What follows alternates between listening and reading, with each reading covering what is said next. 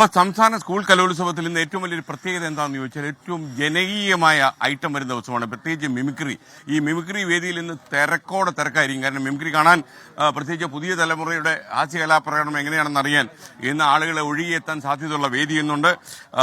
സ്വർണ്ണക്കപ്പിനായിട്ട് ഇന്നത്തെ ഏറ്റവും അവസാനത്തെ റിപ്പോർട്ട് കിട്ടുന്ന സമയത്ത് കണ്ണൂരാണ് മുമ്പിൽ. പക്ഷേ തൊട്ടു പിന്നിൽ തൃശ്ശൂരും കോഴിക്കോടും ഉണ്ട്. ഇഞ്ചോടിഞ്ച് പോരാട്ടം. നിങ്ങൾക്ക് ഓർമ്മയുണ്ടാകും, കഴിഞ്ഞ തവണ സംസ്ഥാന സ്കൂൾ കലോത്സവത്തിൽ കണ്ണൂർ ജില്ലയായിരുന്നു മുന്നിൽ.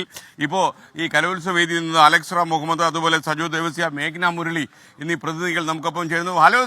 Hello Alex Ram Muhammad. Hello, good morning Alex Ram. മ്യൂസിയത്തിലേക്ക് സ്വാഗതം. ഓടി വന്നാൽ മ്യൂസിയത്തിൽ ഒരു നടപ്പ് കടന്ന് പെട്ടെന്ന് മടങ്ങിപ്പോ. എന്താണ് കലോത്സവ വേദിയിൽ നിന്ന് മിമിക്രി തുടങ്ങാൻ പോകില്ലേ? പറയൂ. ഉറപ്പായിട്ടും പറയൂ. ഉറപ്പായിട്ട് മ്യൂസിയവും ഒന്നാം വേദിയായ MT നിളയുമായി മിനിറ്റുകളുടെ വ്യത്യാസം മാത്രമേ ഉള്ളൂ. ഓടി വരണമെങ്കിൽ മ്യൂസിയത്തിലേക്ക് ഓടി വരുന്നതിന് ഒരു പ്രശ്നവുമില്ല. സജയുണ്ട്, മേഘ്നയുണ്ട്. SKN മൂന്നാം ദിവസമാണ്. നമ്മൾ ഈ സൂചിപ്പിച്ചതുപോലെ MT നിളയിലാണ്, ഒന്നാമത്തെ വേദിയിലാണ്. SKN ഇന്ന് 60ഓളം ഇനങ്ങൾ ഇന്ന് വേദിയിലെത്തുന്നുണ്ട് എന്നുള്ളതാണ്. പ്രതിഭകൾ മാറ്റുരയ്ക്കുന്നുണ്ട്. കടുത്ത മത്സരം നടക്കുന്നു. SKN ഇന്ന് ഈ ജനകീയ ഇനങ്ങൾ നടക്കുന്നു. പ്രത്യേകിച്ച് മിമിക്രി, ഹയർ സെക്കൻഡറി വിഭാഗത്തിൻ്റെ മിമിക്രി സെൻറ് ജോസഫ് സ്കൂളിൽ ഒരുക്കിയ വേദിയിൽ നടക്കുന്നു എന്നുള്ളതാണ് ഏറ്റവും പ്രധാനപ്പെട്ട കാര്യം. മിമിക്രി കാണാൻ സ്വാഭാവികമായി ആളുകളെത്തും.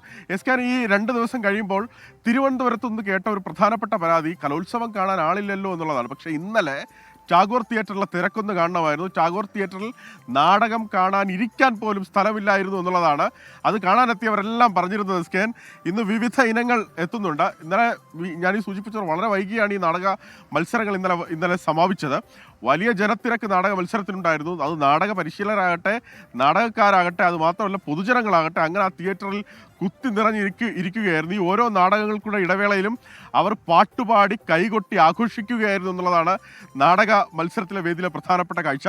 SKN സൂചിപ്പിച്ചതുപോലെ പ്രധാനപ്പെട്ട മത്സര ഇനങ്ങളെല്ലാം ഇന്ന് എത്തുന്നുണ്ട്. ജനകീയ മത്സര ഇനങ്ങൾ, ഗ്ലാമർ ഇനങ്ങൾ ഇന്ന് എത്തുന്നുണ്ട്. കുച്ചിപ്പുടി, തിരുവാതിരക്കളി, നാടോടി നൃത്തം, കോൽക്കളി, ദഫ്മുട്ട്, ഭരതനാട്യം, ചവിട്ട് നാടകം, മിമിക്രി തുടങ്ങി വിവിധ ഇനങ്ങൾ, വിവിധ 60ഓളം ഇനങ്ങൾ ഇന്ന് വേദിയിൽ എത്തുന്നു എന്നുള്ളതാണ്. സജോ നമുക്കിപ്പോൾ സജോ, ഈ ഗ്ലാമർ ഇനങ്ങൾ എന്ന് പറയുമ്പോൾ നമുക്കത് പുതുമയല്ല. പക്ഷേ തിരുവനന്തപുരത്തെ സംബന്ധിച്ച് കഴിഞ്ഞ ദിവസം നമ്മൾ കണ്ടതാണ്, വേദികളിൽ കാണാൻ ആൾ വളരെ കുറവായിരുന്നു. എങ്ങനെയാകും ഈ ദിവസങ്ങളിൽ മിമിക്രി ഉണ്ടെന്ന് എങ്ങനെയാകും അത്?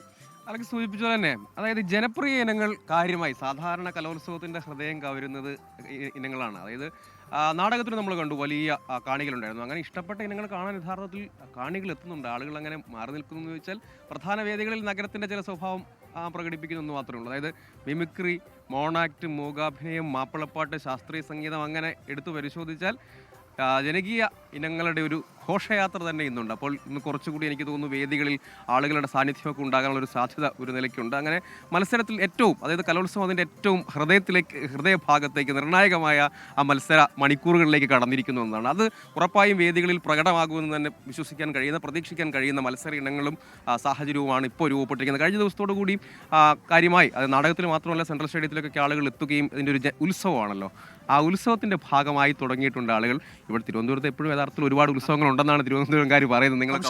SKN തിരുവനന്തപുരത്തെ സംബന്ധിച്ച് എല്ലാ ദിവസവും ആഘോഷമാണ്. എല്ലാ ദിവസവും ഒരു കലാരൂപമെങ്കിലും കാണാൻ പറ്റാതെ പോകുന്ന സമയമില്ല എന്നുള്ളതാണ് തിരുവനന്തപുരത്തെ സംബന്ധിച്ച് പ്രത്യേകത. ഈ നാടകത്തെ സംബന്ധിച്ച് ഇത്രയും ആളുകൾ തിരുവനന്തപുരത്തെത്തി. ഈ സമകാലിക വിഷയങ്ങൾ ഇവർ വേദിയിൽ എത്തിക്കുന്നതിൽ കുട്ടികൾ മത്സരിക്കുകയായിരുന്നു. അവർക്ക് അതിൽ പലവിധമായ വ്യത്യാസങ്ങളുണ്ടാകും. അവർ എത്തിക്കുന്നതിൻ്റെ ആ ക്വാളിറ്റിയിൽ വ്യത്യാസങ്ങളുണ്ട്. അതൊക്കെ ജഡ്ജസ് വിലയിരുത്തട്ടെ. മിമിക്രിയൊക്കെ വരുന്നുണ്ട്. അപ്പോൾ ഈ പുതിയ കാലത്തെ പരിപാടികൾ എങ്ങനെയായിരിക്കും എന്നുള്ളത് ഒരു പക്ഷേ കാണിച്ചു തരും. ശരിക്കും ഈ കലോത്സവം ബാക്കി വയ്ക്കുന്ന സസ്പെൻസ് എന്താണ്? അതായത് സാധാരണഗതിയിൽ മത്സരങ്ങൾ അങ്ങനെ നിലവാരം വർദ്ധിക്കുന്നു, ചിലതിൽ താഴോട്ട് പോകുന്നതൊക്കെ അഭിപ്രായമുണ്ട്. മിമിക്രിയിൽ പരീക്ഷണങ്ങൾ എന്താണ് പുതിയ കാലത്ത്? അതായത് ഏറ്റവും ജനകീയ ഐറ്റമാണല്ലോ. അപ്പോൾ പുതിയ കാലത്തെ പരീക്ഷണങ്ങൾ നേരത്തതുപോലെ ചില കലോത്സവങ്ങളിലൊക്കെ മിമിക്രിയുടെ നിലവാരം താഴേക്ക് പോകുന്നു എന്നൊക്കെയുള്ള അഭിപ്രായങ്ങളൊക്കെ വന്നിരുന്നു. പക്ഷെ അപ്പോഴും യഥാർത്ഥത്തിൽ കലോത്സവത്തിന്റെ നിലവാരം വർദ്ധിക്കുകയും മുന്നോട്ട് പോവുകയും മികച്ച ക്വാളിറ്റിയും നിലവാരമുള്ള ആളുകൾ വരികയും. കുട്ടികൾ തീപ്പൊരിയാണ്. അപ്പോൾ കുട്ടികൾ തീപ്പൊരിയിലാണെന്ന് സജോ പറയുന്നുണ്ട്. മറ്റൊരു കാര്യം കൂടെയുണ്ട്, പോയിന്റ് നിലയാണ്. SKN കണ്ണൂർ അങ്ങനെ കുതിക്കുകയാണ്. തൊട്ടു പിന്നാലെ തൃശ്ശൂരും കോഴിക്കോടും ഉണ്ട്. മേഘ്ന, പോയിന്റ് എങ്ങനെയുണ്ട്? അതായത് ഒരു സംശയമില്ലാതെ മത്സരം മുന്നേറുന്നു. കണ്ണൂർ പോയിന്റ് പട്ടിക തുടങ്ങിയ ദിവസം മുതൽ കണ്ണൂരാണ് മുന്നിൽ. ഇഞ്ചോടിഞ്ച് വ്യത്യാസത്തിൽ കോഴിക്കോടുണ്ട്, തൃശ്ശൂരുണ്ട്. ഇന്നിപ്പോൾ 2ാം സ്ഥാനം ഞാൻ മനസ്സിലാക്കുന്നത് തൃശ്ശൂരാണെന്ന്. അതെ, തീർച്ചയായിട്ടും. ഇപ്പോൾ അലക്സ് സൂചിപ്പിച്ചതുപോലെ തന്നെ കാണികളുടെ ഒരു ആവേശം പറയുന്നത് പോലെ തന്നെ ജില്ലകൾ തമ്മിലും വലിയൊരു ആവേശമുണ്ട്. അത് സ്വർണ്ണ കപ്പിന് വേണ്ടിയിട്ടുള്ളൊരു പോരാട്ടം. അത് ആദ്യം എടുത്തു പറയേണ്ടത്, ഞാൻ അഭിമാനത്തോടെ എൻ്റെ കണ്ണൂർ എന്ന് പറയും. കണ്ണൂർ ഈ കഴിഞ്ഞ 3 ദിവസമായിട്ട് ഒരു ജൈത്രയാത്ര, അത് ചെറിയൊരു പോയിന്റിന്റെ ലീഡിലാണ്, പക്ഷേ ജൈത്രയാത്ര തുടരുകയാണ്. 449 പോയിന്റാണ് കണ്ണൂർ ജില്ലയ്ക്കുള്ളത്. അതുപോലെ തന്നെ തൃശ്ശൂർ 448 പോയിന്റുമായി 2ാം സ്ഥാനത്ത്. കോഴിക്കോട് തൊട്ട് പിന്നിൽ, പിന്നീട് പാലക്കാടും മലപ്പുറവും ഒക്കെ ഉണ്ട്. ഇത് ചെറിയൊരു പോയിന്റിന്റെ വ്യത്യാസത്തിലാണ്. അത് ഇനിയും മത്സരങ്ങൾ. മേഘന മുരളിയാണ് വിവരങ്ങൾ നൽകിയത്. അതിനിടയ്ക്ക് നമുക്ക് ഒരാളെ പരിചയപ്പെടാം. എന്താ പേര്? രൂപേഷ്. രൂപേഷ് എന്നും രാവിലെ വരാറുണ്ടോ? രാവിലെ വരാറുണ്ട്. ഓക്കെ, കയ്യിലൊരു പാച്ച്. അതെ, നമ്മുടെ ഒന്ന് ബ്ലഡ് ഒക്കെ ടെസ്റ്റ് ചെയ്തിട്ട് സുമുഖനാകാൻ തീരുമാനിച്ചു. ഒന്നുമില്ല, കല്യാണം കല്യാണം പുതുതായിട്ട് കഴിക്കാൻ? ഇല്ല, ഒരിക്കൽ കല്യാണം കഴിച്ചാൽ അതുകൊണ്ട് ഇനി ബ്ലഡ് ഒക്കെ ടെസ്റ്റ് ചെയ്ത് ഞാൻ വിചാരിച്ചു തയ്യാറെടുക്കുകയായിരിക്കും. അല്ലല്ലേ? അല്ല.